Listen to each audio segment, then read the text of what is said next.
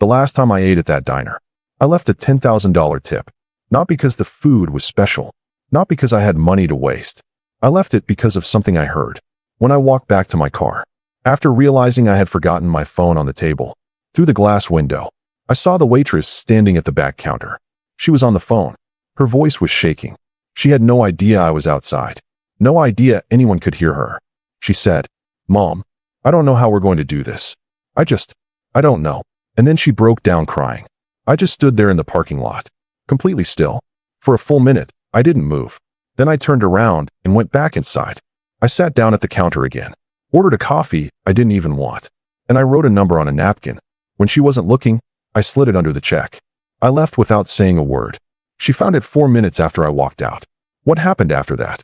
Starting with the phone call she made, to the number written on the back of that napkin, is something I don't think either of us will ever fully stop thinking about. Stay right here. Welcome to Proven Right Stories.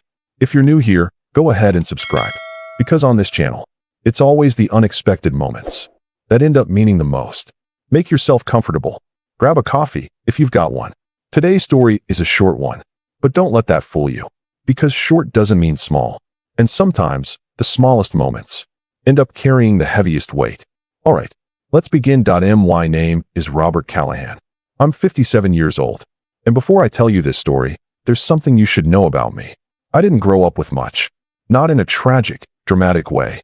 No big disaster. No single moment that changed everything. Just a life that stayed close to the edge, where every month had to be carefully balanced, so nothing tipped too far one way or the other. My father was a mechanic in a small town in Ohio. My mother worked the lunch shift at a diner called Pete's, on the corner of 4th and Highland. She did that same lunch shift for 11 years. After school, I used to sit at the counter and watch her work. She moved quickly, like she never had a second to waste. She smiled at people, even when they weren't kind back. She refilled coffee without anyone asking. She remembered small things about regular customers that most people would have forgotten. At the end of the day, she'd come home exhausted. Sometimes she'd laugh and tell us stories from work at the dinner table. But other times, she was quiet. A kind of quiet I didn't understand back then. It wasn't sadness exactly. It was something deeper. The quiet of someone who had worked all day and was doing the math in her head before she even sat down, wondering if the tips she made were going to be enough to cover what needed covering. I didn't understand it when I was young, but I remember it. I never forgot it. And maybe that's why what happened in that diner years later happened the way it did. I travel for work. Real estate development consulting. That means I move from city to city. Atlanta, Chicago, Dallas, Denver. Rarely staying long enough in one place to feel like I belong to it. Most of the time, I eat wherever is convenient. Airport terminals, hotel restaurants, places chosen for efficiency, not character. Over the years, I've eaten in some of the best restaurants in the country. White tablecloths, tasting menus, sommelier consultations, dishes I couldn't always pronounce, let alone describe. But I've also eaten in diners, truck stop diners, downtown diners, highway exits with flickering neon signs, and laminated menus that have seen better decades. And I'll be honest, I prefer the diners. Not as some romantic idea of simplicity, not to prove a point. I prefer them because the food is honest, the service is human, and because they remind me of something I can't forget. Sitting at a counter in Ohio, watching my mother work. The diner in this story was called Ruby's. It sat on a side street in Memphis, Tennessee. I had been in Memphis for 2 days, on a commercial property review, and I had driven past Ruby's twice. On my way to the site, on the third morning, I stopped. It was small, 6 tables, counter seating for maybe 8 people. The kind of place that has been there for 20 years, without needing to change a thing, because the people who know it keep coming back. The waitress who took my order was named Sarah. I know her name now. I didn't then. She looked to be in her early 30s. Dark hair pulled back, moving quickly, the way people do when they're covering more tables than they should be expected to. But she was still warm, not forced, not rehearsed, just steady. She brought my coffee before I even had to ask, checked on me at exactly the right times. And she had that quiet competence my mother used to have, the kind you notice only when someone is genuinely good at their job. I ate slowly. I wasn't in any rush. And the food was actually good, better than I expected. When I finished, I paid the check, left a normal tip. Nothing dramatic, just fair. The kind you leave when service is solid and you respect the work. I grabbed my jacket, walked out, got to my car, And that's when I reached for my phone. It wasn't in my pocket. I checked the seat, the console, the floor. Nothing. So I went back. I came back in through the front door. Sarah was at the back counter, the one that runs along the kitchen window. She was on her phone. Her back was half turned to the room. Her voice was low, careful, like she was trying not to fall apart out loud. She didn't see me come in. I heard her say, "Mom, I've tried everything. I don't know what else to do." There was a pause. Then she went on. "The car payment is 3 weeks late, and I still don't have the deposit for the apartment, and the kids are supposed to start school in 2 weeks. Her voice cracked right there, just slightly, but enough. She stopped for a second, like she had to hold herself together just to keep speaking. One hand went down to the counter for support. "I'm trying, Mom," she said quietly. "I'm really trying." That was when I saw my phone, sitting right there on the table where I had been. I walked over and picked it up, and I just stood there for a moment. Sarah still hadn't noticed me. She was still on the call, head down now, listening, her free hand pressed flat against the counter like it was the only thing keeping her steady. I could have walked out right then, taken my phone and left. Instead, I sat back down. Same stool I had been on earlier. A different server came over this time, a teenage boy, and I ordered a coffee I didn't really need. I drank it slowly, and I just sat there, thinking about my mother, standing in a diner in Ohio after long shifts, doing quiet math in her head, trying to make life add up at the end of the month.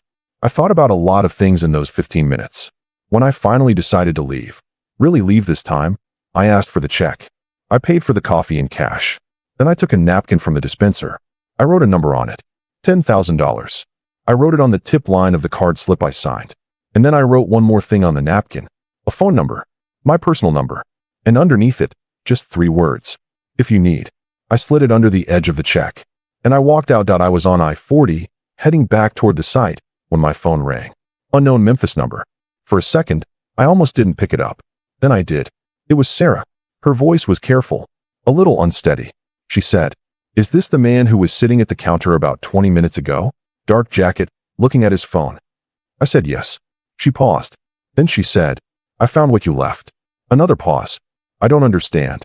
I said, "You don't have to understand it. It's yours." Silence again. Longer this time. Then she said, "I can't accept this." I replied, "You already did. The moment you saw it and decided to pick up the phone, it was already done." I heard a small sound on the other end.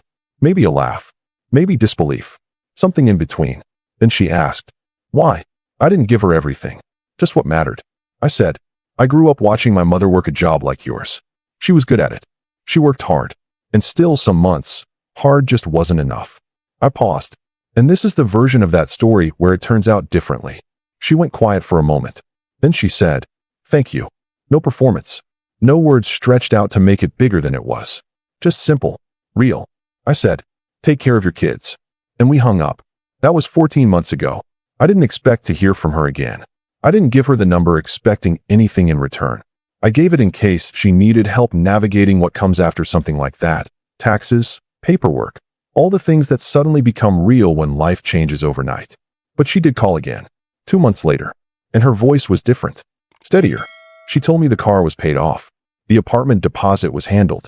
The kids had started school on time. She said she used part of the money to enroll in an online bookkeeping course, something she'd been thinking about for 2 years, but never had the space or money to start. She finished it. And then she picked up a small bookkeeping client, a restaurant 2 blocks from Ruby's that needed help with their accounts. She was still working at the diner, still serving tables. But now, she was building something else on the side. She said, "I just thought you should know. I didn't want you wondering." I told her I appreciated that. Then she asked, "Can I ask you something?" I said yes. She said, "Did you really just hear me on the phone and decide to do that? Just like that?" I said yes. She let out a breath. "That's not normal," she said. I actually laughed a little. "No," I said, "it's not." Then she asked, "Why do you do things like that?" I thought about it for a moment. Then I said, "Because I can, and because I remember what it felt like to watch someone try and still not have enough." She was quiet again. Then she said something I didn't expect. "Your mother must be proud of you." I paused and said, "She passed away 6 years ago." "I'm sorry," she said immediately. I replied, "She knew. That's what matters." I want to tell you something about why I'm sharing this story. It's not to make myself look generous, because generosity that tries to perform itself is just vanity wearing a better shirt. I'm sharing it because of something Sarah said to me. During that second phone call, she told me, "The morning you came in, I almost didn't go to work. I was so tired, so scared, and I kept thinking one day off wouldn't change anything." She paused for a moment. Then she said, "But I went anyway, and you came in, and everything changed." And then she said something that stayed with me. "So now I keep going to work, even when I don't want to, because I don't know which morning things will change, and I don't want to miss it." I've thought about that more times than I can count. The randomness of it, the timing. That specific Tuesday, I decided to stop at Ruby's. The exact minute I walked back inside. The exact moment I happened to hear something I wasn't meant to hear. All of it lining up in a way that changed two lives at once. I don't know what you call that, but I know it's real, and I know it matters. Now I want to ask you something. If you were in my place, standing in that parking lot, hearing a stranger quietly fall apart on the phone, what would you have done? Drop your answer in the comments. I'm genuinely curious. And if this story reminded you of someone, a parent who worked too hard, a stranger who showed up at the right time, or one small moment that changed everything when it shouldn't have, send it to them today, because not everyone gets a Tuesday like that. But the ones who do, they don't forget it. I'll see you on the next one.